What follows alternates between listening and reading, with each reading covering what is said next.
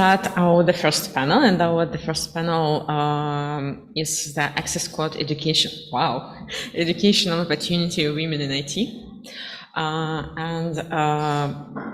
There were 3 panelists, and these 3 panels unify the topic, the educational access in IT and how the gender gaps is created from the very scratch when people choose their profession, the educational path, and so on. And we represent speakers from different countries. And our first speakers, the speaker from Kazakhstan, AIYMZHAN BAITUREYEVA. Her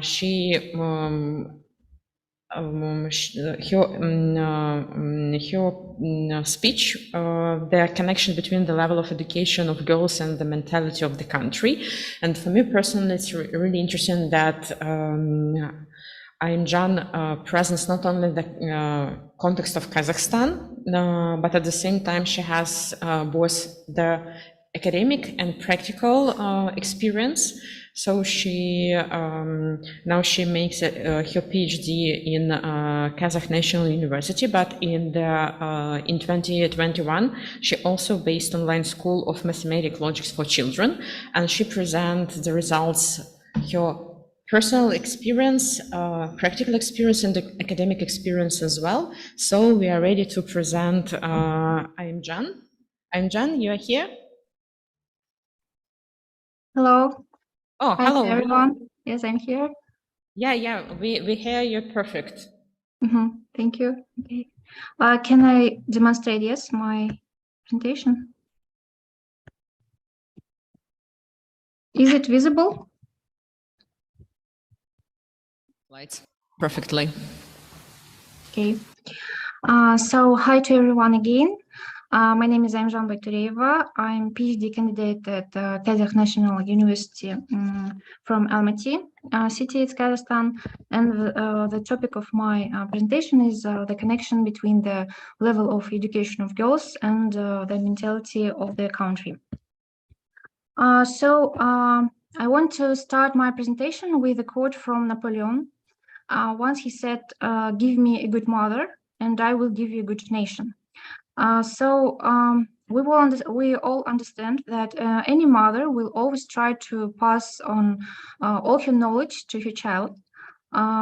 Therefore, when you educate a girl, you educate a nation, and it's very important. Let's look at why the education of a woman is an important necessity for any country. Reports have shown that educated girls are more confident in themselves, and they are more progressive.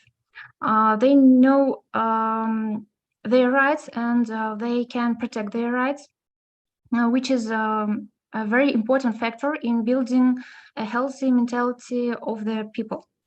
Also, in the role of a mother, an educated woman will not only give a good education to her child, but also she will better monitor her child's health and treat it in time with modern medicine. And she also will instill the right views on gender roles. The children of educated mothers from childhood are more likely to gain broad outlook. Educated girls make a great contribution to the development of the country's economy and destroy outdated stereotypes in society. Girls with education are most likely to build a career, make contributions to technology, science, culture, and etc. According to recent reports, every $1 invested in the education and protection of the girls' rights in developing countries will pay off and return to the budget as $2.8. And if we can give education to absolutely all girls, it can bring $500 billion annually. So it's very important for economy. Also, successful careers for girls will help break down gender stereotypes that are still strong in many, especially developing countries. Imagine how many talented scientists, astronauts, programmers, artists, and etc. we have lost at home due to the fact that they were once not allowed to study and build their career. There is a statistical index called the Gender Parity Index. It shows how women are involved in education and work. World Bank studies have shown that the higher this index, the higher the family income, which again is a very important factor for the development of the country's economy. Also, we must not forget about the politics. So educated women are more involved in politics, where they can protect women's rights and make the necessary changes to the law, so thereby also developing society. So now let's talk about the obstacles, barriers which women face on their way to education and building their career. So it's still a big problem that girls are not allowed to study in all countries. Thus, since childhood, she has been deprived of the chance to prove herself and gain knowledge, leaving her the only way out, be a housewife or do hard, low-paid work. Also in many countries, there is an imbalance of girls in the field of STEM. So everything is especially set in the developing disadvantaged countries with a lot of problems. So according to investigation, girls in such countries are admitted to knowledge 2.5 times less than boys. And in comparing with girls in developed countries, they're generally 90% less. So it's a very big gap. And also COVID has also contributed to this sad statistic. If before the pandemic there were 130 million girls who didn't receive education, so after the pandemic, according to UNESCO data, more than 11 million girls will also not return to school. So after obstacles in gaining knowledge in the education, girls meet next barriers, career barriers. Gender inequality is also present here. Often men's salaries are higher than women's, despite the same amount and quality of work. Success and achievements of women are often underestimated. There is still a stereotype in the field of STEM that men will do a better job. The career growth of women has a glass ceiling, has some limit. And in the Eastern countries, I mean Oriental countries, in addition to this, there is still strong belief that a woman should be inferior to a man, despite her knowledge and achievements. Also here we're moving slowly towards the outdated traditions and that persist in many developing countries and significantly infringe on the rights of women. So they're especially strong in the provinces and villages.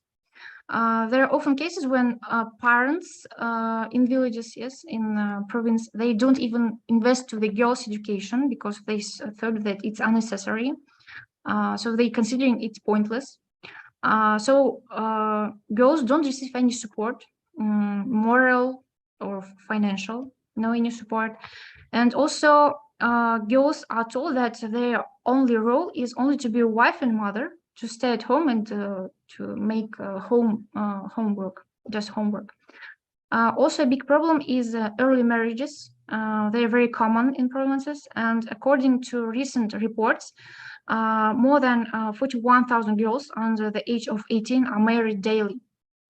Do you imagine this catastrophic data? So what needs to be done to change this? I propose to hold a lot of meetings, presentations, and campaigns to attract girls to education. At these meetings, we should share a lot of stories of successful women about scientists, engineers, astronauts, and etc., and to show them as a good example. Also, the very important point is provide grants and scholarships for the education of girls, and show that girls that what heights women can achieve thanks to their knowledge. So I hope that this will inspire the girls and also their parents to give her education. So the problem with provinces, how we can solve it? It's important to create programs to provide affordable education for girls in the villages, because in many situations, some parents in provinces, they can't give the education for their children, despite if they want to do it. And to provide the necessary equipment, textbooks, and good access to the internet, call on influential and wealthy people of the country to invest to the education of children from the regions, because it's very important for the future. In conclusion, I can reiterate that that education of girls plays an important role in building a healthy society. So we should give to this very, very big attention. And finally, I want to talk about sports phenomenon that shows human psychology well. So as soon as one athlete beats any previously unattainable record, the rest of the athletes begin to achieve the same results with ease, despite of if previously it was harder for them. Because it's always easy for us psychologically to repeat something if it has already been done by someone.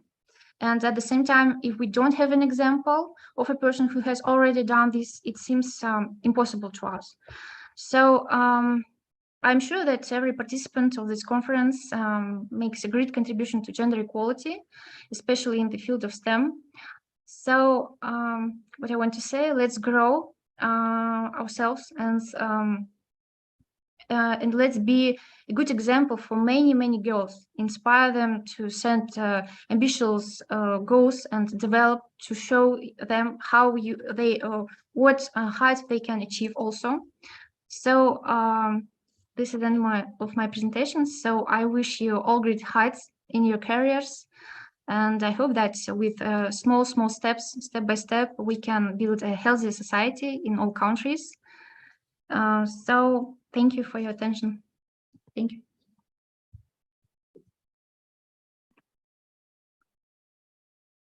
So do you have some questions? Do you hear me? Yes, now yes. Oh. Just 1 second. Something goes wrong with microphone.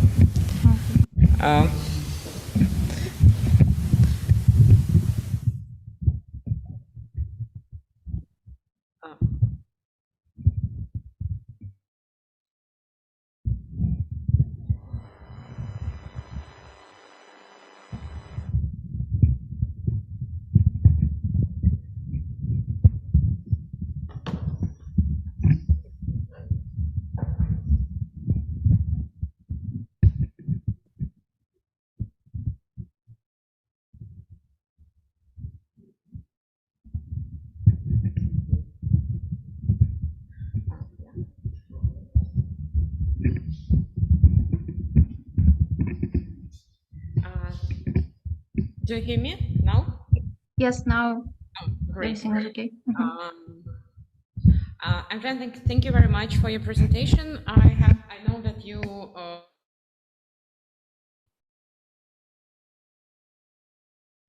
sound is off now.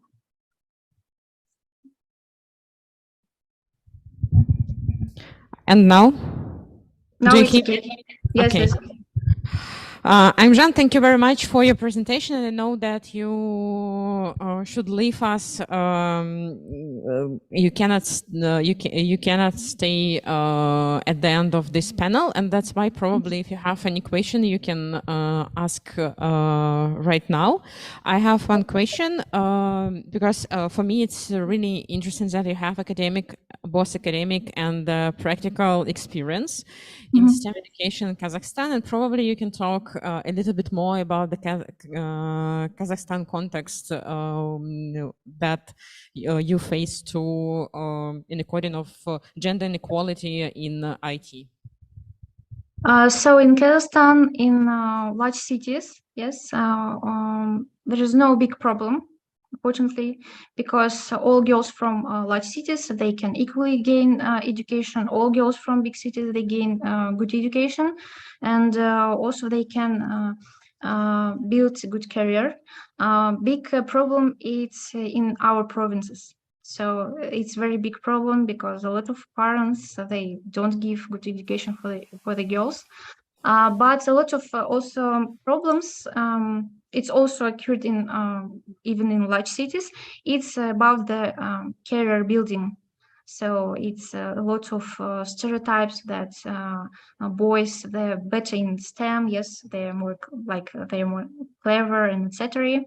And also our Kazakh mentality, yes, it's Oriental mentality, and all people. There is very common stereotype that men are higher than women.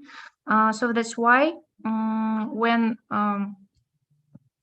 even during the study, some teachers can automatically give boys more higher marks than for girls, even if the girls make the same efforts and the same job.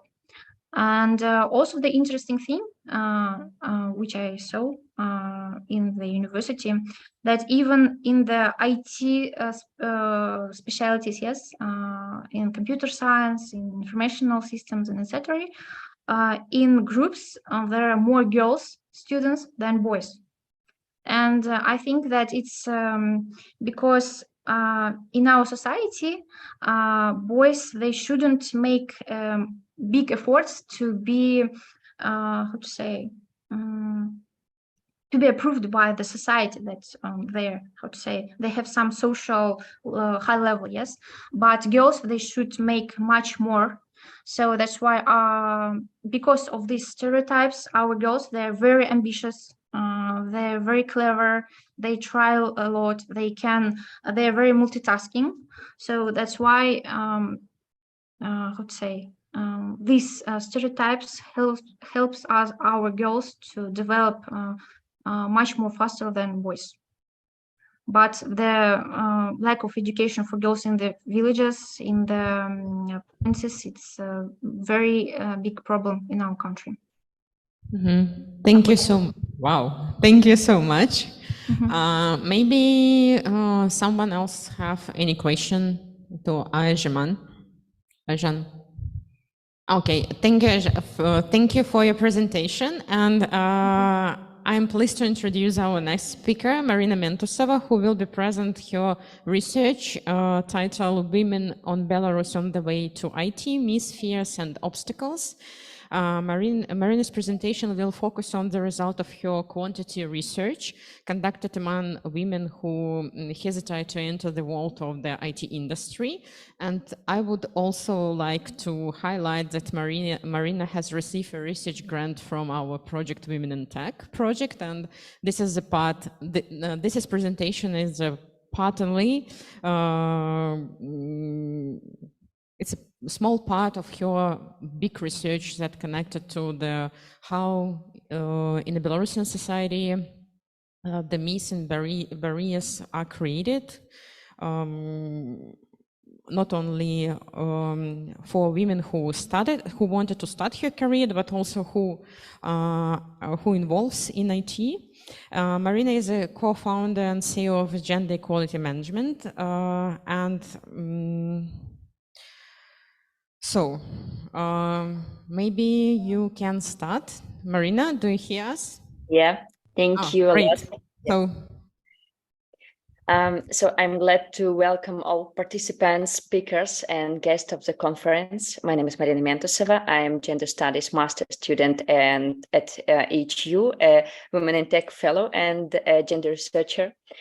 Today, I will share with you the results of my master's work and the research that I conducted while studying the topic of gender inequality in the IT sector of Belarus. Why is it important for me to talk about gender equality in the workplace and even more so gender equality in IT? I chose the IT sphere because it has 3-4 times more men than women worldwide, including Belarus. IT falls into larger categories, STEM industries, or a model that combines the natural sciences and engineering subjects into a single system in which there is an obvious gender imbalance. But the tech and high-tech industry shows the least growth towards gender equality among other STEM industries. The STEM industry, and in particular the IT sector, seems to me to be a guarantor of freedom of movement and basic financial security for women, which paves the way for physical security, independence from state repression or domestic violence. This is especially true for women from Belarus who have faced an unprecedented level of repression for their country, the scale of immigration, and a large wave of domestic violence due to the liquidation of almost all non-government organizations that protect women from domestic violence. Gender inequality in IT starts early in education and continues in the labor market, despite research showing that gender balanced teams are more effective and diverse management leads to greater profits. Women are still underrepresented in IT profession, even with equal access to education guaranteed by legislation, and gender pay persists.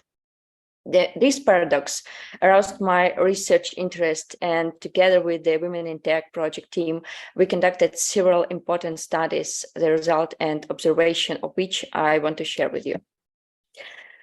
Many Belarusians have the feeling or stereotype that IT is one of the most equal professional fields. And in order to discuss with employers and offer a solution to the problem, we first had to prove its existence. For this purpose, we conducted a first quantitative study in which 233 female respondents from Belarus took part, who want to try themselves in the field of IT, but for some reason do not dare. The results of the first study were disappointed and confirmed our hypothesis that the IT sphere is equal for women and men only in myths and stereotypes. The vast majority of the women we interviewed experienced various forms of sexism and gender segregation. Starting from the school period, girls face inappropriate remarks that limit their professional potential. Boys are mathematicians, girls are humanities. This is not for the female mind. Women's business to get married and give birth. Such seemingly innocent comments greatly affects girls' self-esteem and prevent them from even imagine an alternative choice. After conducted a quantitative study among women from Belarus who want to try IT but do not dare, it was logical to ask women already working in the IT sector, did they really face similar obstacles or fears on their way to the IT industry? Then we decided to conduct a qualitative study that studied the emotional component of their work in the IT sector, as well as the tools that helped them break through and consolidate in the still dominantly male workplace. I spoke with 23 female respondents from Belarus who already working in the IT industry, and in order to minimize the subjectivity of the results of my study, I applied quantitative methods in a qualitative study. I identified codes usually named by the respondents themselves and counted the frequency of their mentions. Further, I tried to give a sociological assessment of the phenomenon I saw based on the theoretical works of many authors such as Timmerman, Hochschild, Sarahmet, Connell, and etc. And the study highlights that gender inequality and discrimination in the field of IT persist, even though many respondents deny there is a problem.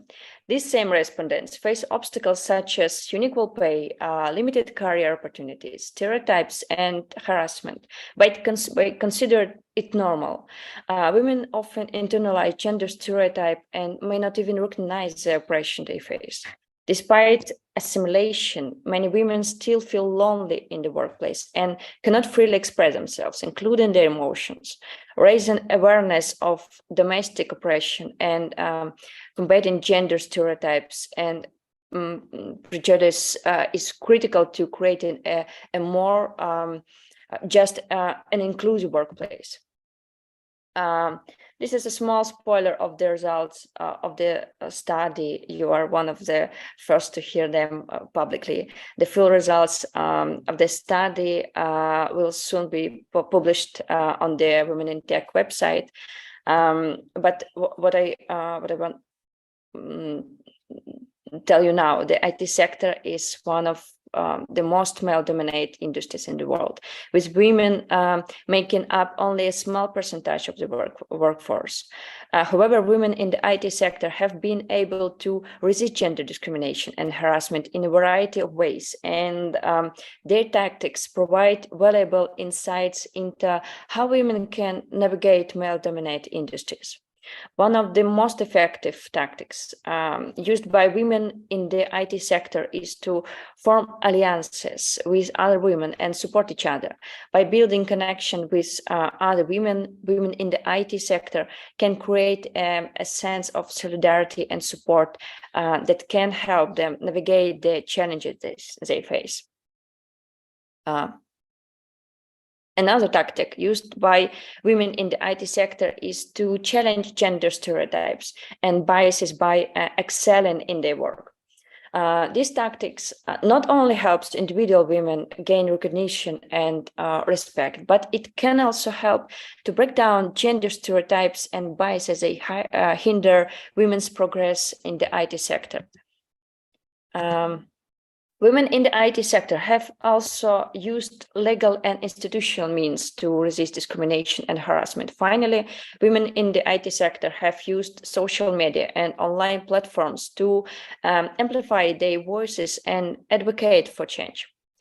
Despite these examples, it's observed that women frequently adopt strategies of resistance, commonly referred to as assimilation, when they conform to the prevailing rules and norms of the IT industry, thereby perpetuating the same misogynistic attitudes exhibited by numerous male colleagues. By seeking to navigate a male-dominated environment, women can internalize social expectation and tailor their behavior to the prevailing male norms. This adaptive response can be viewed as a survival strategy aimed at gaining recognition and professional growth within existing power structures. It's reasonable that we'd like to see more resistance tactics like women supporting each other, building networks of resistance and defending their rights. However, resistance requires resources, which women in the IT industry have big problem with. We'll start together with the United Nations Population Fund and UNICEF have calculated women in Belarus spend 4 years on cooking in their family and men 8 months in their entire lives. This means that women in Belarus simply have less time for overtime, business trips, and extra curricular work, which is a norm in the IT sector. This underscores the need for a comprehensive approach that addresses the root causes of gender inequality challenges, systematic biases, and fosters inclusive environments that encourage women's authentic participation without compromising their dignity and self-worth. The issue of women's participation in technical disciplines is complex and multifaceted and cannot be attributed to any one factors. Despite the fact that the IT sector is considered promising and highly paid, women are more likely to occupy auxiliary of service roles in the field. The few women who manage to achieve career success rarely support other women in this sphere, often subjecting themselves to a toxic masculine environment and ignoring issues of gender inequality in IT, thereby reinforcing the existing inequality. The issue of gender inequality in the field of informational technology highlight that the oppressed are not always aware of their own oppression. Despite numerous barriers and stereotypes in the workplace, women often reinforce gender stereotypes and learn to navigate rather than challenge existing patriarchal rules of the game. One reason for these tactics is that gender stereotypes are deeply ingrained in our culture and can be difficult to recognize or challenge. Women in IT may not even realize that they are being oppressed because they have internalized the belief that men are simply more suited to the field, or that women should prioritize family over career. In addition, fear of punishment for violating gender norms and biases can further discourage women from speaking up or taking action to advance gender equality in the workplace. Role models could help, but a significant number of women currently working in the IT industry are reluctant to take on the role of role models or thought leaders, primarily due to fears of increased attention and criticism direct at their personal life, professional efforts, and appearance, due to widespread gender stereotyping. They face heightened expectation and criticism of their appearance during public events, rather than what they actually say. Addressing this challenge requires multi-faced action that challenges gender stereotypes, provides support and resources for women in IT, and promotes cultural and social change that values women's contribution to the STEM professions. But first, we need to not only recognize the issue of gender inequality in IT, but also recognize that there is no one simple solution to solve a structural and complex problem, and start more research and creation of solutions that take into account many features and the characteristics of the region. That's all. Thank you. Marina, thank you so much for your presentation, and we have several questions for you to you. So the first one is,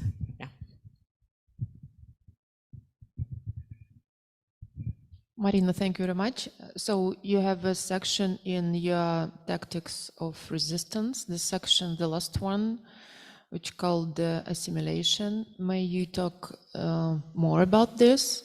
And the second sub-question, actually, is there internalized misogyny an issue for Belarusian IT? Thank you. Thank you for the question. How I mentioned earlier, however, resistance requires resources which women in the IT industry have a big problem with, and Belstat and these statistics about second shift, unpaid shift, the women's just not have a lot of time, a lot of free time for many for more difficult strategies, for more maybe for more smart tactics, and which need from women a lot of times for start, and they just don't have these times. And assimilation in our issue, in our study, looks like the women in IT sphere just trying to be like men in sphere, because men have a good paid jobs, have big career opportunities, more, have a lot of career opportunities for international career, have a lot of time for more work and more travel and more conference, so etc. And women just watch them, just see the situation, and maybe trying to be just like men, because it's look like a good tactic in this sphere. And a second question, sorry, could you repeat, please?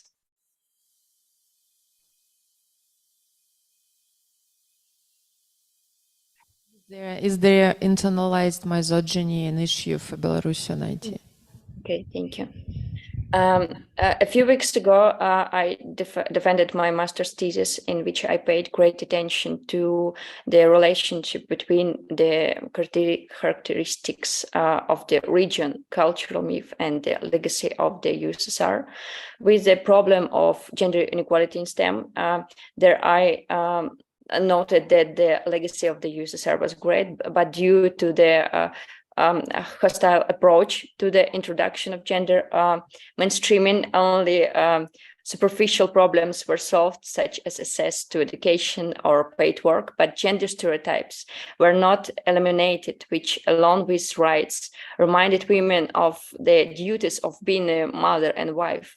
Of course, this significantly influenced the fact that the leaders of the post-Soviet countries turned into outsiders as gender-related. So women's misogynistic tactics persist in almost post-Soviet countries.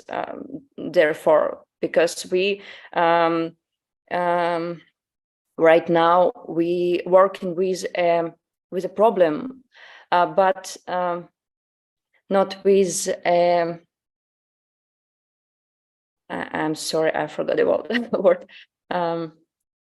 We started to solve the problem, but not a structural problem, just a part of problem, like gender pay gap or something like that, but not a structural problem like gender stereotypes in our society. So yes, internalized misogynistic persist in Belarusian society. Yeah. Thank you. And I also have a small question. I remember that your research has 2 chapters. You made quantity research about newcomers, women who would like to study to work in IT sector and to understand the stereotypes and barrier that they face too. And the second part, it was the quality chapter. It was a series of interview with women who has already worked in IT, and you also find the stereotypes that they should to deal with, and maybe do you compare these stereotypes and barriers between newcomers on the one hand and women who are in IT? Are they difference or not?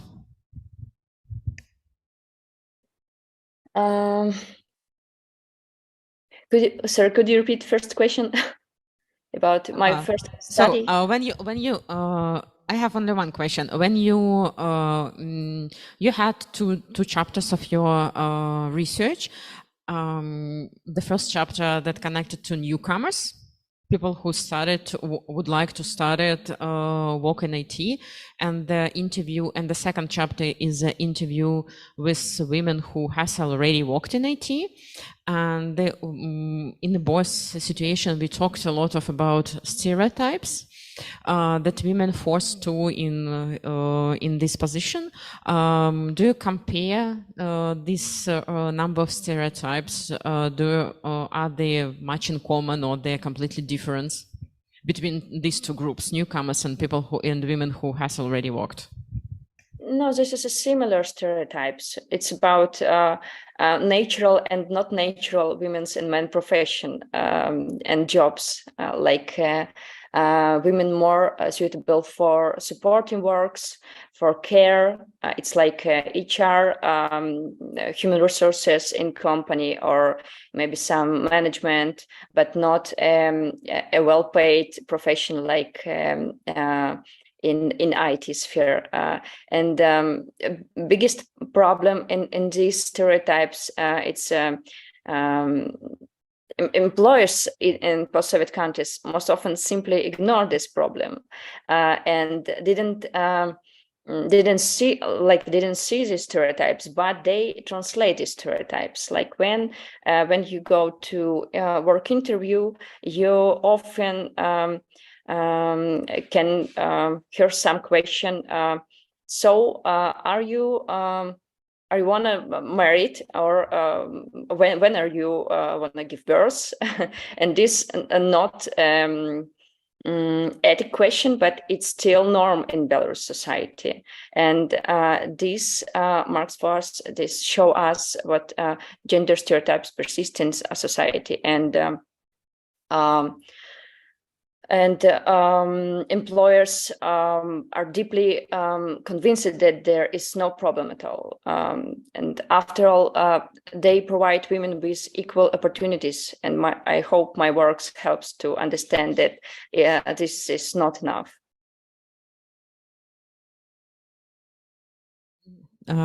Thank you so much. And maybe someone else would like. Oh, so. Thank you for your speech, and I want to ask, in the slide of fears, you have position lack of balance. Can you more in detail stop on this right, please? I'm sorry, I tried to find my slide. Lack of balance. It's easy to understand. It's about second shift. It's about it's about normal for IT industry, a lot of work and extra work, and it's like it's a big problem for not only female but and male employers, but for women in Belarus, it's the biggest problem, because they like should make have second shift, unpaid shift in their home, and a normal of work-life imbalance in sphere make for women take a less of opportunities in this field.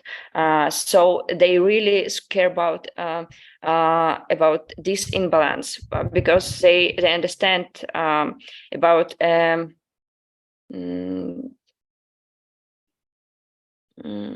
that it's not about a women not good for the job, but they understand they're just like rules in this sphere. You should have a lot of work, many more like unpaid work, and this some step for your career's growth. Yeah, like something like that.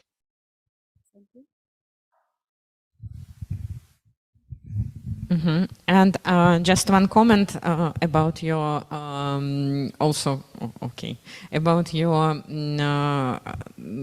speech. I remember, because I read the first and the second part of your research, and for me it was interesting that the majority of women who has already worked in IT, and as Marina told that in IT sphere, especially in the post-Soviet countries, there is no any work-life balance, and of course women who has a lot of service job besides their work.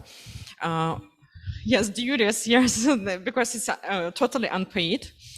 And on the one hand, and on the other hand, because the IT sphere recognized the very well paid and a little bit privileged, and we are we very often a lot of women, not only women, people say that because of the very innovative sphere, it should be not like innovative in technological point of view, but also through the relationship.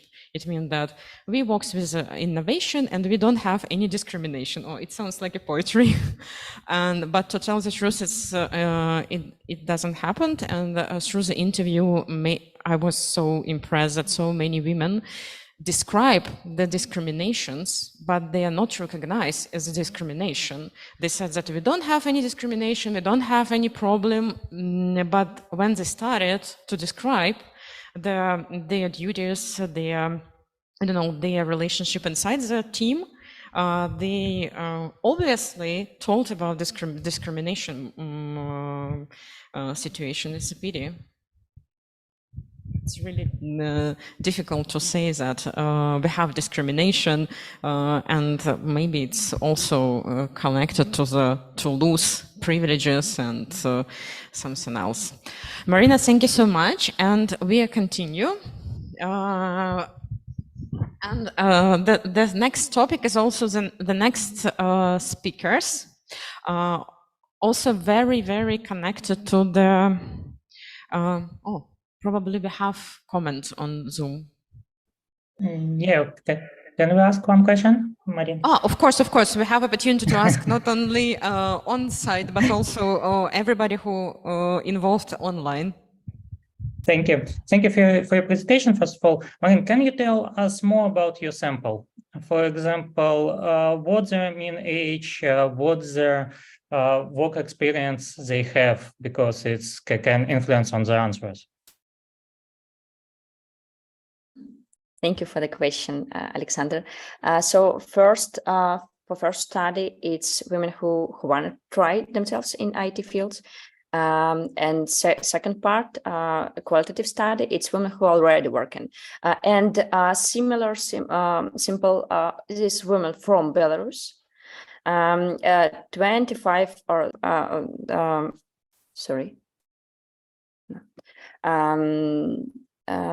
years old, and who it's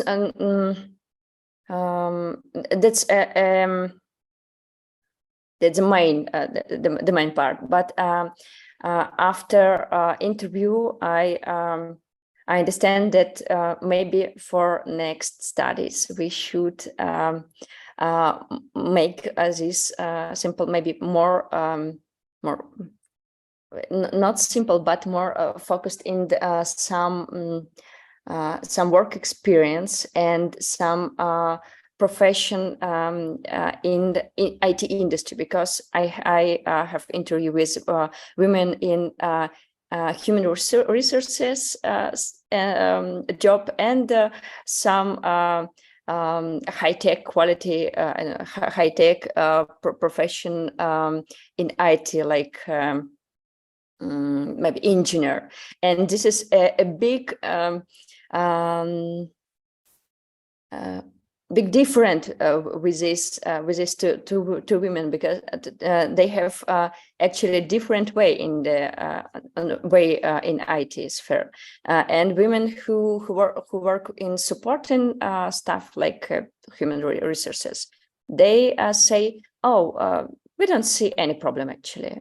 IT, it's okay. It's future work, yeah, and the women from like engineering profession say, yeah, we have a lot of problems. We have a gender pay gap. We have a lot of gender stereotypes, and etc., etc. And for further studies, for further research, I hope we will make a more maybe more focused in women in engineering profession in the IT sector. Thank you. Thank you. Probably I remember there another criteria is probably up 2 years in IT sphere. Yes, the experience. So it was more or less people who are has experience more than 2 years in IT. Super. And I think that our next presentation very close to the previous, because they also connected to the research of gender stereotypes in educational sphere. And we have a number of researchers. Viktoria LAVRINIUK, I know she's unfortunately not with us. TATIANA, MAIBARADA, and ALIAKSANDR KRAUCHANKA, who will be presenting their research on the topic influence of parents' gender stereotypes on girls' career choices and the gender gap in STEM. And throughout various educational level, they present gender gaps in STEM fields. And for me personally, it's really interesting that this group of researchers investigated how parents' gender stereotypes and their perceptions about career choices for girls and boys impact the girls' decision to pursue a STEM specialty at the university level. So, and it's really important that their research was taken in 2021. And they from parents and their children enrolled in Belarusian universities. So nice to present Alexander and Tatiana. Hello. And we see your slides perfect. Thank you, Tatiana.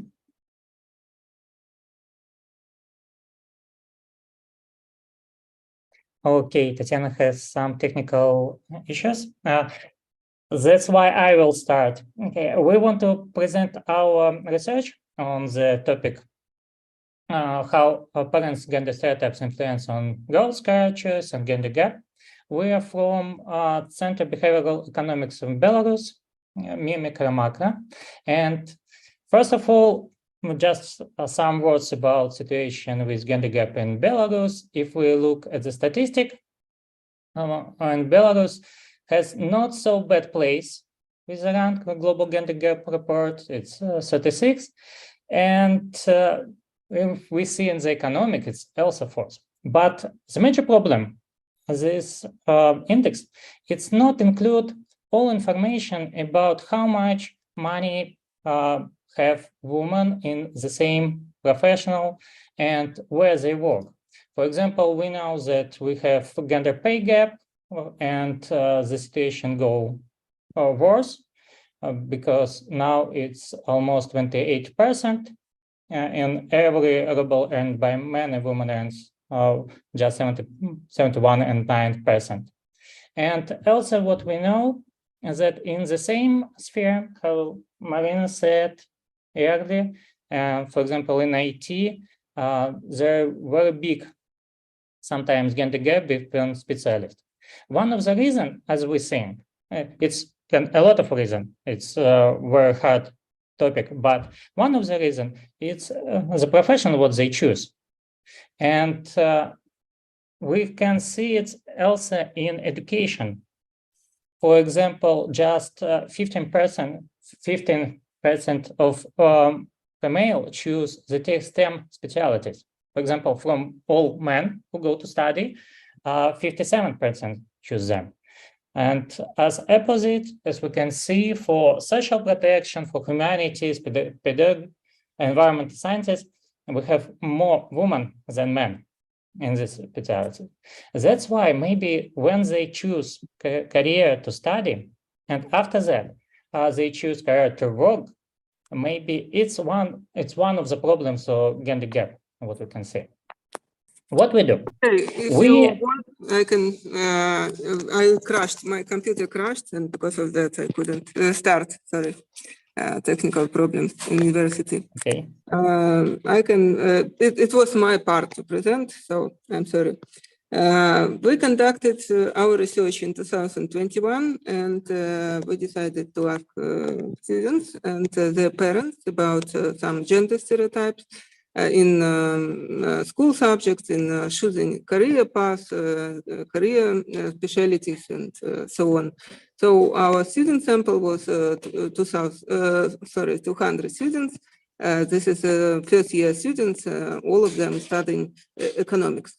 And we decided that we also need to survey their parents because sometimes we wanted to check the hypothesis that parents influence very much the choice of career, the specialty, and so on. So because of that, we had a parent sample of the students, around half of them female, half male, average age 45 years, and most of them have technical and natural science education, 58%. And the structure of this sample is very similar to average Belarus sample in case of average age, average Belarusian citizen about 43, and also area of living in the capital, usually about 20% of people living, and another 80 in the regional centers or villages, and so on. So if we are talking about parental opinion, it's really matter for students. We ask them who influenced your choice of career and how strongly influenced. So as you can see from this graph, mothers and fathers are very important for especially female students. They indicated that 76% of them of the students indicated that parents played a very major role in choosing career. As you can see, all other relatives or, for example, teachers, students, not so influenced, not so much their choice. So because of that, we think that it's very important to study what parents think, not only students or pupils, for example, in schools, but also how strong stereotypes, gender stereotypes of parents. So next slide, please. Mm-hmm. Yeah. And what we want to do, it's not just catch gender gap in quality, but just but in a quantity way, because in this way we can compare it between different respondents, and also we can use some statistical tool to research it more deeper. And what we decide to do, we ask our respondents, what do you think, who is more successful in school subject? And give them 3 variants. It's girls, boys, or the same. We choose 11 school subjects. It's the most popular subject. Some of them from STEM, some of them from humanitarian, and we also add physical education. And what we do next, we codificate their answer by 0 and by 1, depending what they answered. If 0, if the answer is that both gender are equal success in the subject, and 1 if one gender is chosen. After that, we can calculate sum for all respondents and independent for each of them. And we have index that the range from 0 to 11, where there is that all subject is gender neutrality for this respondent, and 11 that he chose of all subjects that one of the gender is more successful. It can be different gender, but one of them is more successful. Yeah. What's the result we have? Average parent score 98. And as you can see, the student score is 46.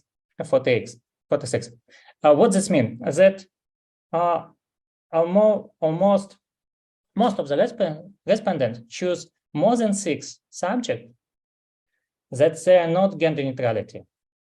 And it's that say for us that they have this gender bias.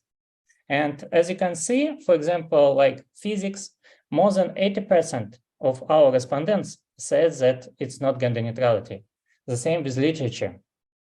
In our ideal world, all school subjects must be gender neutrality. It's not depend on the gender of the people who study. You can be successful independent of that. What not tell us this index, it's who they chose. Who they chosen, or what the gender they chose.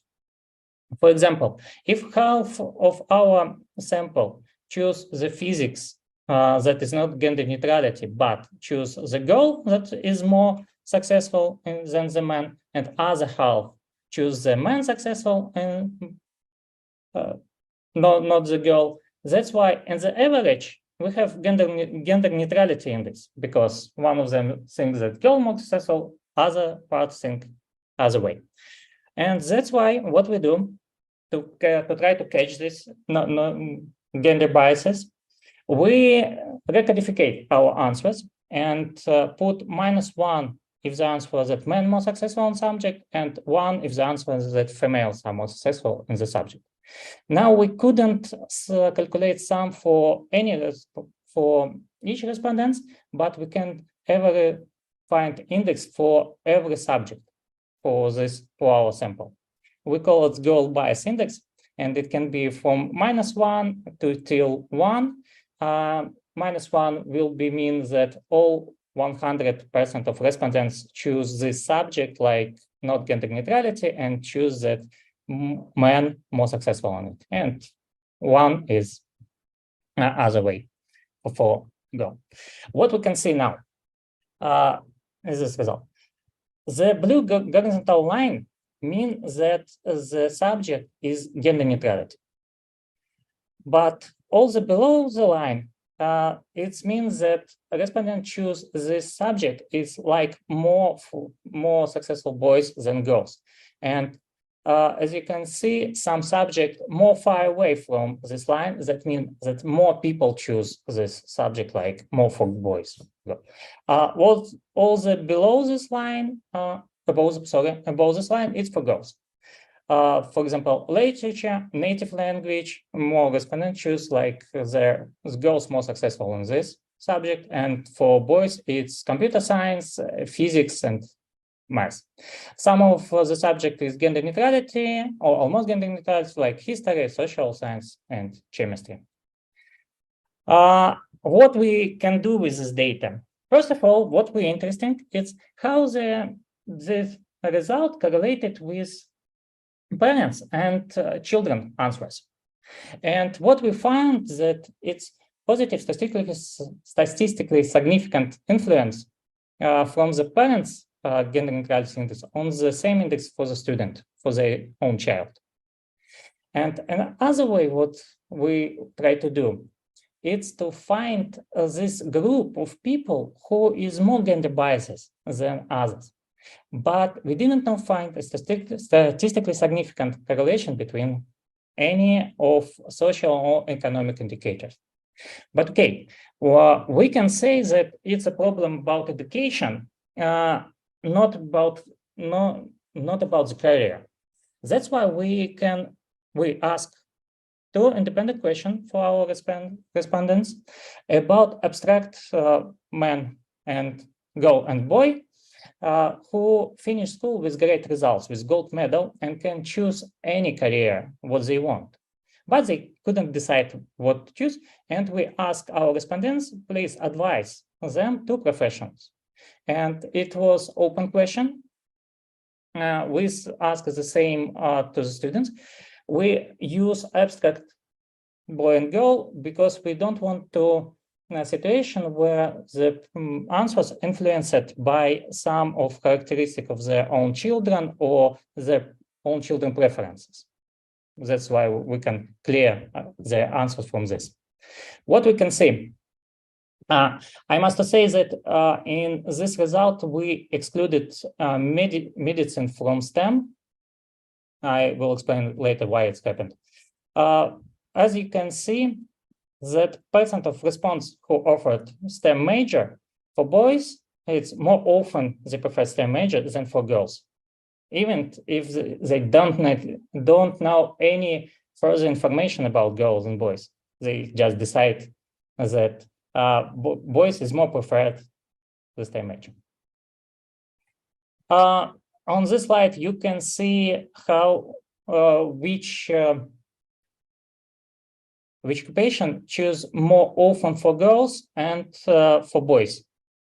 for example, like for programmer, we subtract answers who choose programmer from boys from this one who choose from girls. That's why it's the white of these columns show how more people choose programmer for boys, for example, for engineer for boys, and how more choose for economist for girls and designer for girls.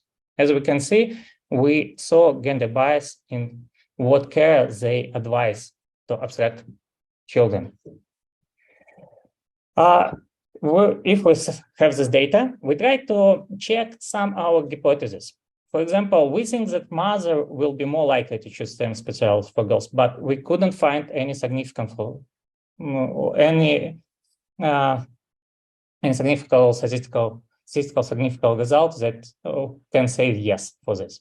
No, also we think that regions will be less likely to propose STEM specialties for girls. Also, no.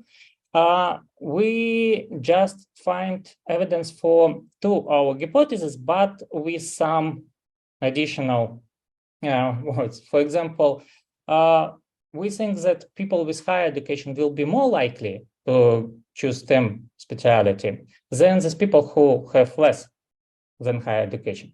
And we find, yes, we find correlation, but only for girls, but not for boys.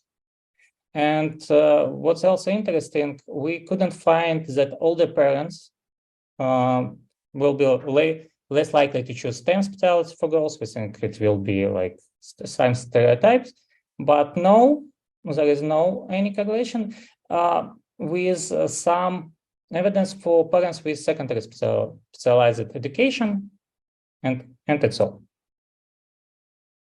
And what's the result, Tatiana? Yeah, so we want to sum up our research that we can clearly see that among parents and students of Republic of Belarus, some gender stereotypes in two spheres that we researched. First, in the idea that boys and girls can be better at certain school subjects, and usually parents think and students also think that boys are more talented in STEM subjects and do better. And second of all, in choosing profession specialties, also there are gender biases, and mostly for boys, people advise to select some STEM profession.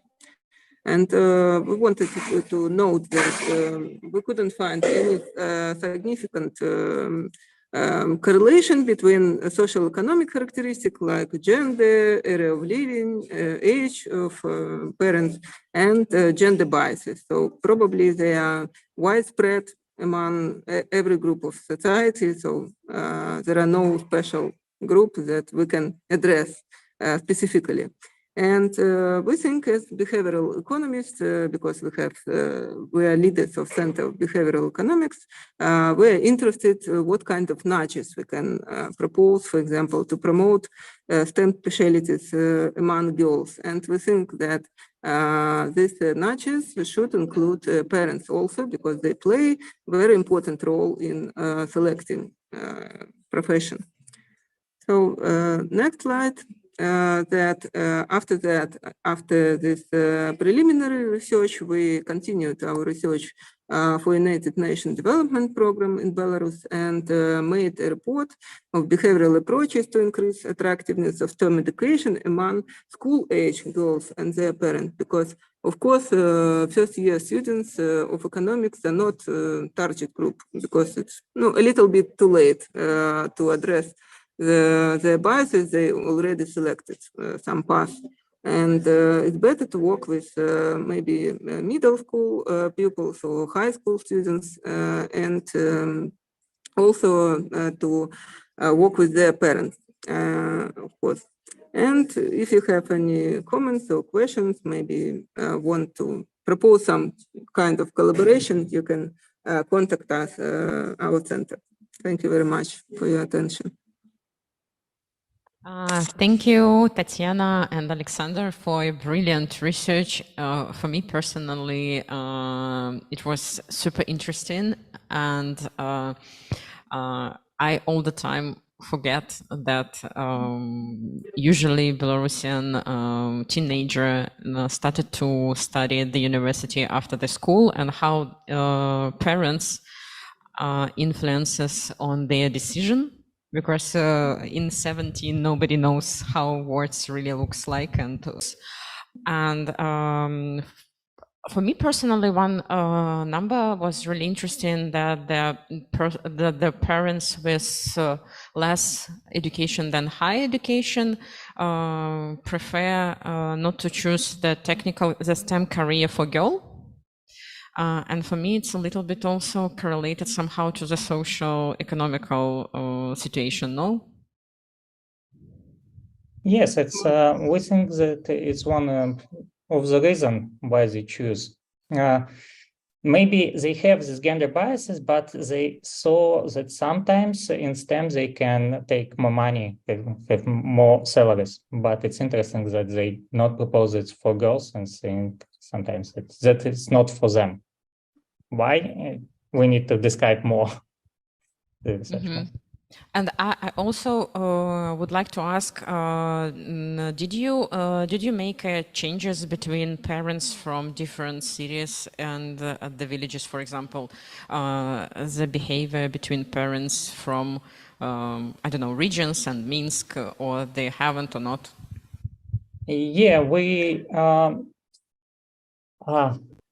separate our sample for the parents from Minsk and for the capital Belarus, and from region or else from the cities, but regional, and from village.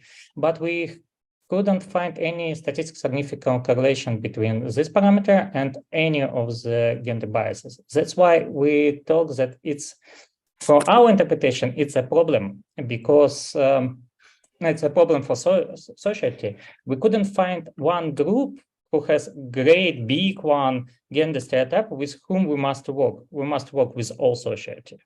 It's like look like that. It's not like some people who is just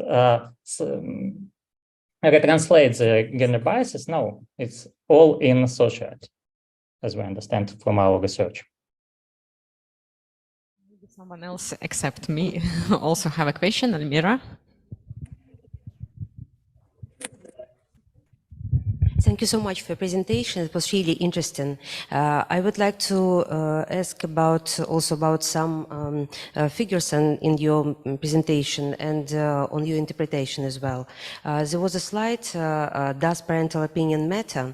And I was really struck by the first line, that mother's opinion matters for children in 50% or 50 and 0.3% of cases. But then also there was a comment that among the female students, 76 indicated strong influence of parents. So here's a question. First of all, how do what is this figure of 50% of influence of mothers? Does it relate both to female and male students? And what was the percentage of female and male students in your sample? And then the third question is indeed, how do you explain this? Because obviously this may have different reasons why mothers' opinions is so important. Maybe I can answer the question if I remember correctly. The sample, student sample, is a little bit not so good. How to say, distribution, because mostly it consisted of female students. So 150 from 200 students are female. This is just specific of our university, our specialties, and so on.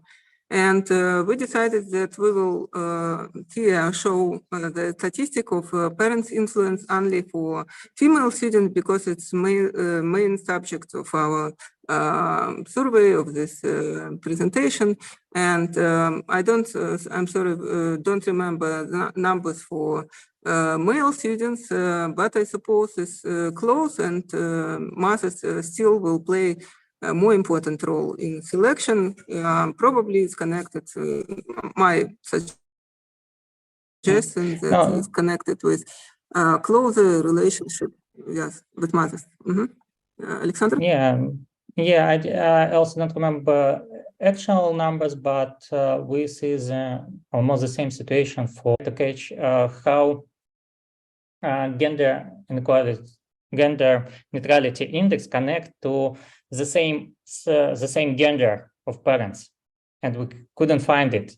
We saw that woman may be mother may be influenced more than man.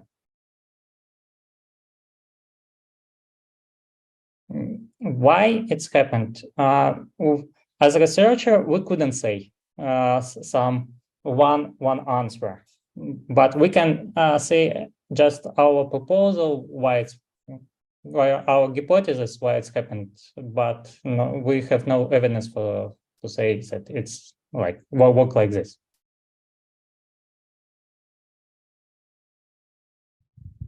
Thank you so much. And maybe someone else also had a question? Okay, thank you for your brilliant presentation. And I think that it's really interesting to understand this correlation. And yeah, thank you so much. And I'm really happy to hear that you will continue their research. It's really important. Thank you. Thank you. And now, do you have a question? Okay. And now we have a break till 2 p.m. We have opportunity to have a lunch. Katya, could you show where we have a lunch? Okay. So till 2 p.m. and after that we will return and continue our panels.